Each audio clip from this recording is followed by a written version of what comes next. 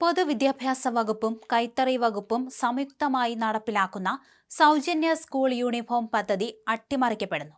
കൈത്തറി തൊഴിലാളികളുടെ തൊഴിൽ ദിനങ്ങൾ വർദ്ധിപ്പിക്കാനും കൈത്തറി മേഖലയെ സംരക്ഷിക്കാനും ലക്ഷ്യമിട്ടുള്ള പദ്ധതിയിൽ കൈത്തറി വസ്ത്രങ്ങൾക്ക് പകരം യന്ത്രനിർമ്മിത പെഡൽ ലൂം, പവർ ലൂം തുണികൾ വ്യാപകമായി വിതരണം ചെയ്യുന്നതായി പരാതി.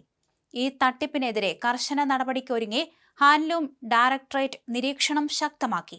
അടുത്ത അധ്യയന വർഷം തുണികളുടെ ഗുണമേന്മയും പരിശോധിക്കും. നിയമാവലികൾ ലംഘിച്ച് പെഡൽ ലൂം, പവർ ലൂം തുണികൾ കൈത്തറി എന്ന വ്യാജേനെ സൊസൈറ്റികളിലേക്ക് എത്തുന്നതായി ഹാൻഡ്ലൂം ഡയറക്ടറേറ്റിന്റെ ശ്രദ്ധയിൽപ്പെട്ടിട്ടുണ്ട്. ഇത്തരം നിയമവിരുദ്ധ പ്രവർത്തനങ്ങളിൽ ഏർപ്പെടുന്ന സൊസൈറ്റികളെ അടിയന്തരമായി കരിമ്പട്ടികയിൽ ഉൾപ്പെടുത്തുമെന്നും കുറ്റക്കാർക്കെതിരെ ശക്തമായ തുടർ നടപടികൾ സ്വീകരിക്കുമെന്നും അധികൃതർ കൈത്തറി സംഘങ്ങളെ നിയന്ത്രിക്കുന്ന യൂണിറ്റ് സെക്രട്ടറിമാർക്ക് നൽകിയ മുന്നറിയിപ്പിൽ പറയുന്നു. സൊസൈറ്റികളിൽ വ്യാജ തുണികൾ എത്തുന്നതായി ശ്രദ്ധയിൽപ്പെട്ടാൽ ഉദ്യോഗസ്ഥർ അത് നിർബന്ധമായും റിപ്പോർട്ട് ചെയ്യണം. പദ്ധതിയുടെ നിലനിൽപ്പിനെ തന്നെ ബാധിക്കുന്ന സാഹചര്യമായതിനാൽ സഹകരണ സംഘങ്ങൾ ആത്മാർത്ഥമായി സഹകരിക്കണമെന്നാണ് നിർദ്ദേശം. കൈത്തറി തൊഴിലാളികൾക്ക് സ്ഥിരമായ തൊഴിൽ ദിനങ്ങൾ ഉറപ്പാക്കുന്നതിനാണ് സർക്കാർ ഈ പദ്ധതി ആവിഷ്കരിച്ചത്. എന്നാൽ പവർലൂം തുണികൾ വിതരണം ചെയ്യുന്നതിലൂടെ സൊസൈറ്റി നടത്തിപ്പുകാർക്ക് വൻ ലാഭം ലഭിക്കുമ്പോൾ യഥാർത്ഥ നെയ്ത്തുകാരുടെ തൊഴിൽ ദിനങ്ങൾ കുറയുകയും അവർ വലിയ പ്രതിസന്ധിയിലാവുകയും ചെയ്യുന്നു. കൈത്തറി യൂണിഫോം പദ്ധതി നടത്തിപ്പുമായി ബന്ധപ്പെട്ട് നേരത്തെ തന്നെ വിവിധ പ്രതിസന്ധികൾ നിലനിൽക്കുന്നുണ്ട്. സ്കൂൾ തുറന്ന് ആഴ്ചകൾ പിന്നിട്ടിട്ടും കുട്ടികൾക്ക് പൂർണ്ണ തോതിൽ യൂണിഫോം എത്തിക്കാൻ വിദ്യാഭ്യാസ വകുപ്പിന് കഴിയാറില്ല. കൈത്തറി സഹകരണ സംഘങ്ങൾക്ക് കൃത്യമായി പണം നൽകാത്തത് തുണി നിർമ്മാണത്തെയും വിതരണത്തെയും ബാധിച്ച ചരിത്രമുണ്ട്. ഇതിനിടയിലാണ് പുതിയ വിവാദം.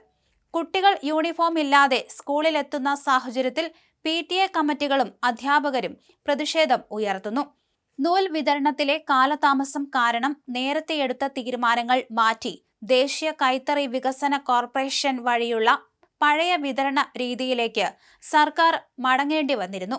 പാവപ്പെട്ട നെയ്ത്തുകാരുടെ വയറ്റത്തടിക്കുന്ന ഇത്തരം വ്യാജ തുണി വിതരണത്തെ തടയാൻ താലൂക്ക് മേഖലാ തലങ്ങളിൽ പരിശോധന കർശനമാക്കാൻ ഉദ്യോഗസ്ഥർക്ക് നിർദ്ദേശം നൽകിയിട്ടുണ്ട്. പദ്ധതിയുടെ ലക്ഷ്യം അട്ടിമറിക്കുന്നവർക്കെതിരെ നിയമ നടപടികൾ സ്വീകരിച്ച് കൈത്തറി മേഖലയെ സംരക്ഷിക്കാനാണ് സർക്കാരിന്റെ നീക്കം. സാധാരണ സർക്കാർ സ്കൂളുകളിൽ ഒരാഴ്ച വരെ കുട്ടികൾക്ക് യൂണിഫോമിന് ഇളവ് നൽകാറുണ്ട്. അതുകഴിഞ്ഞാൽ യൂണിഫോം ധരിച്ചു വേണം എത്താൻ. എന്നാൽ ഇത്തരം കാര്യങ്ങൾ കർശനമായി നടപ്പിലാക്കാൻ സാധിക്കുന്നില്ലെന്ന് പലപ്പോഴും പ്രഥമാധ്യാപകർ പറയുന്നു. 3ഉം 4ഉം ഘട്ടങ്ങളായാണ് പലപ്പോഴും സ്കൂളുകളിലേക്കുള്ള യൂണിഫോമുകൾ ലഭിക്കുന്നത്. ചിലപ്പോൾ ആൺകുട്ടികളുടെ ഷർട്ടിനുള്ള തുണികൾ മാത്രമാകും ആദ്യം എത്തിക്കുക. പെൺകുട്ടികൾക്കുള്ള തുണികൾ ഇതുവരെയും എത്തിച്ചിട്ടില്ലെന്ന പരാതിയുണ്ട്. പലപ്പോഴും ഒറ്റത്തവണയായി സർക്കാർ സ്കൂളുകളിൽ യൂണിഫോം എത്തിക്കാറില്ല.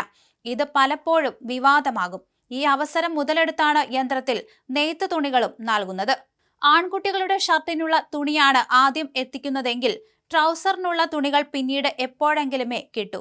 പെൺകുട്ടികളുടെ ഷർട്ടിനുള്ള തുണികളും ഇതേ അവസ്ഥയിലാണ് ലഭിക്കുന്നത്. ഇത്തരം പരാതികൾ ഉണ്ടാകുന്നതിനിടയിലാണ് പുതിയ വിവാദം.